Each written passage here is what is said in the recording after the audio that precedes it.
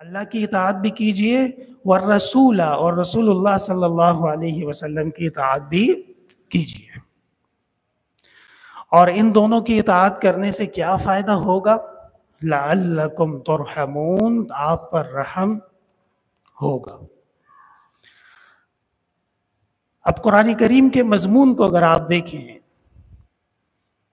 تو اللہ کا جو کلام ہے وہی کلام رسول اللہ صلی اللہ علیہ وسلم کا بھی ہے۔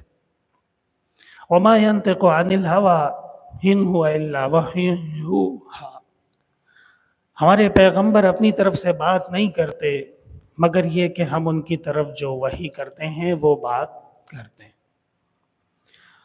اور رسول اللہ صلی اللہ علیہ وسلم کے جو کلام ہے، جو آپ کی زندگی ہے، جو آپ کی سیرت ہے، جو آپ کا اٹھنا بیٹھنا ہے، جو آپ کے اخلاق ہیں، جو آپ کی معاشرت ہے، جو آپ کے معاملات ہیں، جو آپ کی شفقتیں ہیں، جو آپ کی محبتیں ہیں، ہر چیز، یہاں تک کہ بیت الخلاء کے اندر داخل ہونے کی سنتیں بھی ہیں اور بیت الخلاء سے نکلنے کی سنتیں بھی ہر مسلمان کو معلوم ہیں۔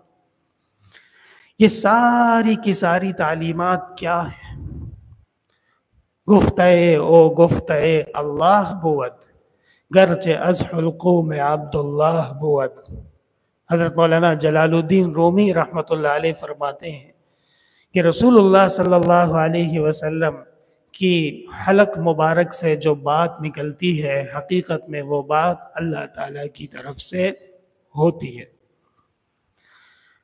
تو پتہ چلا کہ اللہ کی فرمان برداری کر لینا یہ خود بخود رسول اللہ صلی اللہ علیہ وسلم کی فرمان برداری کو مستلزم ہے۔ تو صرف اللہ کی فرمان برداری کر لینا یہ رسول اللہ صلی اللہ علیہ وسلم کی محبت اور آپ کی فرمان برداری کے لیے کافی کیوں نہیں ہے؟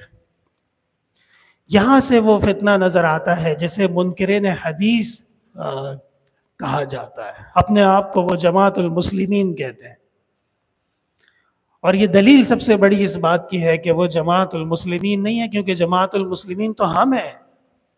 تو مسلمان کے ہوتے ہوئے ایک شخص کہے کہ یہ سب کافر ہیں، ہم مسلمان ہیں، تو کیا وہ مسلمان ہیں؟ ہرگز نہیں۔ تو اللہ تعالیٰ جب باطل کو زیر کرتے ہیں اور ان سے ایسے کام کروا دیتے ہیں بیوقوفی والے، ان میں سے ایک یہ ہے کہ انہوں نے اپنا نام جماعت المسلمین رکھ دیا، اور بظاہر ان کے عقیدے کچھ ایسے ہیں کہ ہمارے لیے اللہ کی کتاب کافی ہے، ہمیں اللہ کی کتاب کے علاوہ کسی اور چیز کی ضرورت نہیں ہے۔ یہ نعرہ بڑا میٹھا ہے، یہ نعرہ بڑا زبردست ہے، اور جو سنتا ہے وہ بولتا ہے کہ واہ واہ، اتنی اچھی بات کر رہے ہیں، اللہ کی کتاب کافی ہے، اور واقعتاً اللہ کی کتاب کے ہوتے ہوئے کسی اور کتاب کی ضرورت نہیں ہے۔ لیکن وہ زنادقہ اور ملاحدہ ساتھ میں یہ نہیں بولتے کہ جس ذات پہ یہ کتاب نازل ہو رہی ہے ہمیں اس ذات پہ بھی اعتماد نہیں ہے۔ اتنا بڑا چور اور ڈاکو ہے وہ کہ وہ نعرہ تو یہ لگاتا ہے کہ اللہ کی کتاب میرے لیے کافی ہے، تو ٹھیک ہے، لیکن اللہ کی کتاب جس شخصیت کی عزت کرنے کا بول رہی ہے، وَمَا آتَاكُمُ الرَّسُولُ فَخُذُوهُ وَمَا نَهَاكُمْ عَنْهُ فَانْتَهُوا، اور وَأَطِيعُوا اللَّهَ وَأَطِيعُوا الرَّسُولَ، اللہ کی اطاعت بھی کیجئے اور رسول کی اطاعت بھی کیجئے۔ یا ایھا الذین آمنوا اطیعوا اللہ واطیعوا الرسول واولی الامر منکم، اے ایمان والو اپنے حکمرانوں کی اطاعت کرو، لیکن اللہ و رسول کی اطاعت کے مطابق اگر ہو تو وہ کرنی چاہیے، اگر وہ اس کے مطابق نہیں ہے تو پھر اس ذات کی ضرورت نہیں ہے۔ تو میرے محترم بھائیوں، یہ ایک اہم مسئلہ ہے، اس کو سمجھ لیجئے کہ وہ لوگ جو کہتے ہیں کہ ہمارے لیے اللہ کی کتاب کافی ہے، تو اس کے سب سے پہلے ان سے سوال یہ بنتا ہے کہ ٹھیک ہے اللہ کی کتاب کافی ہے، لیکن وہ شخص جس کی اتباع کی اللہ کی کتاب خود کہہ رہی ہے، اس شخص کی اتباع کرنے کے لیے آپ تیار نہیں ہیں۔ آپ کہتے ہیں الیاذ باللہ امام بخاری جھوٹے تھے، امام مسلم اپنی طرف سے کتاب لکھ ڈالی، امام ترمذی، ابو داؤد، ابن ماجہ، نسائی، امام احمد ابن حنبل، امام مالک ابن انس، یہ سب کون لوگ تھے؟ تم جو عقیدہ بتا رہے ہو اس عقیدے کے مطابق یہ سب لوگ جھوٹے تھے۔ ایسے جھوٹے پر اللہ کی لعنت ہو جو ایسے بزرگان دین اور رسول اللہ صلی اللہ علیہ وسلم کے احادیث کے خادمین کو جھوٹا بولتے ہوں، حقیقت میں وہ خود جھوٹے ہیں۔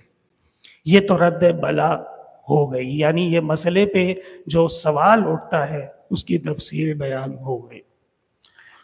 اب ہم آ جاتے ہیں کہ رسول اللہ صلی اللہ علیہ وسلم کی اتباع قرآن کا حصہ کیوں ہے؟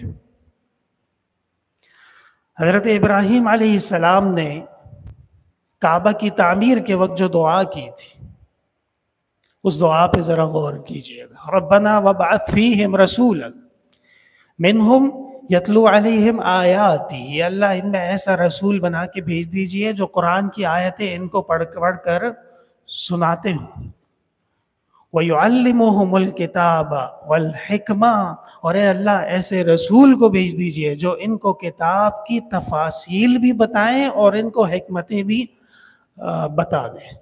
وَيُزَكِّيهِمْ، اور اے اللہ ان میں ایسا رسول بھیج دیجئے جو ان کو غلاظتوں سے پاک رکھے، جو ان کو گندگیوں سے، ظاہری و باطنی گندگیوں سے دور رکھے۔ تو قرآن اللہ کی کتاب ہے، اور اگر قرآن کو آپ نے سمجھنا ہے تو اس کے لیے 3 چیزیں ضروری ہیں۔ سب سے پہلے تزکیہ ضروری، ظاہری اور باطنی غلاظتوں سے، گندگیوں سے، معصیتوں سے، خطاؤں سے جب تک اپنے آپ کو پاک نہیں کرتے تو آپ چلے جائیں نیو یارک کی یونیورسٹیوں میں، گورے بھی قرآن کے اوپر پی ایچ ڈی کرتے ہیں، لندن کی اور جنیوا کی یونیورسٹیوں میں یہود اور نصارہ بھی قرآن کے اوپر بڑے بڑے تھیسس لکھتے ہیں، مقالات لکھتے ہیں۔ کیا قرآن کا ان کو کوئی فائدہ ہوا؟ کوئی بھی نہیں۔ اس لیے تزکیہ ضروری ہے، معصیتوں سے، غلاظتوں سے، خواہ وہ ظاہری ہو یا باطنی ہو، ان سے مسلمان کا محفوظ رہنا ضروری۔ اور تزکیہ کون کرے گا؟ قرآن میں ساری چیزیں نہیں ہیں۔ قرآن میں تو اقیم الصلاۃ حکم فرمایا نماز پڑھو، اب نماز کتنی دفعہ پڑھنی ہے، کیسے پڑھنی ہے، کتنی رکعت پڑھنی ہے، کیسی طہارت حاصل کرنی ہے، کس طرف رخ کرنا ہے، لباس کیسا ہو، ماحول کیسا ہو، حلیہ کیسا ہو، موسم کیسا ہو، وقت کون سا ہو، یہ تفصیلات قرآن کریم کے اندر موجود نہیں ہے۔ یہ تعلیم الکتاب والحکمت کا حصہ ہے۔ اور علماء کہتے ہیں کہ اسی طرح رسول اللہ صلی اللہ علیہ وسلم کی جو پوری کی پوری زندگی ہے وہ یا تلاوت الآیات پر مشتمل ہے، یا تعلیم الکتاب پر مشتمل ہے جسے ہم تفسیر کہتے ہیں، یا حکمت پر مشتمل ہے جسے ہم فقہ کہتے ہیں، اور یا تزکیہ پر مشتمل ہے جو خانقاہیں چل رہی ہیں، صوفیاء بیٹھے ہوئے ہیں، اللہ اللہ کر رہے ہیں، بڑے بڑے چلے کاٹ رہے ہیں، وظائف کر رہے ہیں، وہ بنیاد تو نہیں ہے، ان کے پاس بھی مضبوط دلیل موجود ہے، اور وہ تزکیہ ہے۔ تو پتہ چلا کہ اللہ کی اطاعت بھی ضروری ہے اور رسول اللہ صلی اللہ علیہ وسلم کی اطاعت بھی ضروری ہے۔ جو شخص صرف کتاب اللہ کی طرف اپنے آپ کو کافی کہے، اس شخص کے لیے ایک عجیب و غریب حدیث ہے۔ حدیث شریف میں آتا ہے رسول اللہ صلی اللہ علیہ وسلم نے فرمایا ایسا نہ ہو کہ تم لوگ اپنے تختوں پر بیٹھے ہو، تجلسون علی آرائکم، باقاعدہ اس طرح حدیث میں، کہیں ایسا نہ ہو کہ تم لوگ اپنے صوفوں پر، اپنے مضبوط عالیشان کرسیوں پر بیٹھے ہو اور تم کو بتا دیا جائے کہ رسول اللہ صلی اللہ علیہ وسلم نے یہ حکم دیے تھے اور رسول اللہ صلی اللہ علیہ وسلم نے فلاں فلاں چیز سے روک دیا تھا۔ وَأَنْتُمْ تَقُولُونَ كَفَيْنَا كِتَابَ اللَّهِ، اور تم جواب میں کہو کہ ہمارے لیے اللہ کی کتاب کافی ہے۔ کیا فرمایا آپ نے؟ ایسا نہیں ہونا چاہیے، یہ بات غلط ہو جائے گی۔ باقاعدہ یہ مسلم کے اندر روایات موجود ہیں۔ آپ صلی اللہ علیہ وسلم نے فرمایا ایک زمانہ آئے گا، ایسے لوگ ہوں گے جو بڑے نواب بنیں گے اور بڑی بڑی کرسیوں پہ بیٹھیں گے، اور جب آپ ان سے جا کے بات کریں گے تو وہ کہیں گے جی قرآن میں تو یہ بات نہیں ہے۔ تو ٹھیک ہے قرآن میں تو نہیں ہے، لیکن قرآن جو تم مان رہے ہو اس کے لانے والے کو تو مانو، اس کی تلاوت کرنے والے کو تو مانو۔ تعلیم الکتاب اور حکمت اور تزکیہ یہ کیا مسلمان کا حصہ نہیں ہے؟ مسلمان کے لیے لازم ہے، اور یہ تو اتنا لازم ہے کہ حضرت ابراہیم علیہ السلام نے جو دعا فرمائی تھی اس دعا کے اندر ان چاروں مقامات کا ذکر موجود۔